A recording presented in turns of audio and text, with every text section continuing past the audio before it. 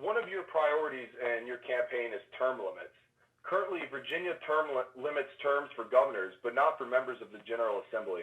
Can you share why term limits would be a priority for you as a governor and how you would work to pass legislation in the Commonwealth to enact term limits? Yes, sir. So I've been traveling our state for the past couple of years, and a lot of what people are talking about is career corruption, career politics. They're flip flopping when they get in there. They're not voting. Their voting record isn't what they're stating that it is. And in some cases, these politicians are flat out lying to the people. Um, how much of that is true really doesn't matter. That's the perception that the people have. Whether you're a Democrat and you think Republicans are corrupt, or you're a Republican and you think Democrats are corrupt. It all comes down to the same thing. How do you get rid of that division of Republican versus Democrat and actually start to work on the issues? Well, that's where term limits come in.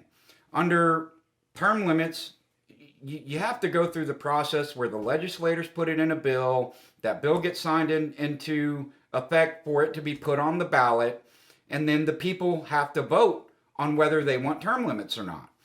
The problem is you've got career corrupt politicians that don't want to give up that power, so it's never getting accomplished. I think what I'm going to have to do is declare a state of emergency. We're so divided as a state. All the riots we're having, all the disruption and distrust between the election fraud, the 42 counts of election fraud that have occurred here, whether you believe that or you don't, that distrust is caused by the division between Republican and Democrat. So we're going to force it down their throat. They're going to have to write the bill, and the people are going to have to stand up and fight with me. They're going to have to call, protest their legislators to say, this is what we want.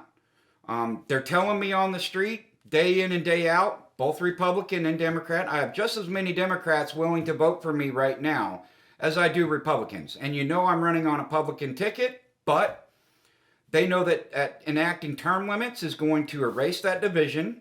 It's going to erase the indoctrination of every new politician coming in by a career politician telling you this is how it's done, this is how it's not done, and if you don't follow along, you're not going to get reelected. And people see that. The people are actually seeing that. When they go to the ballot, they're voting Democratic or they're voting Republican because they feel like it's their only choice.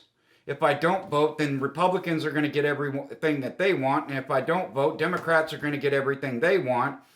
In reality, what they want is unity. They want to start having the hard conversations and working to find solutions that don't violate our rights and that still give the people the progress that we need moving forward. Term limits does that.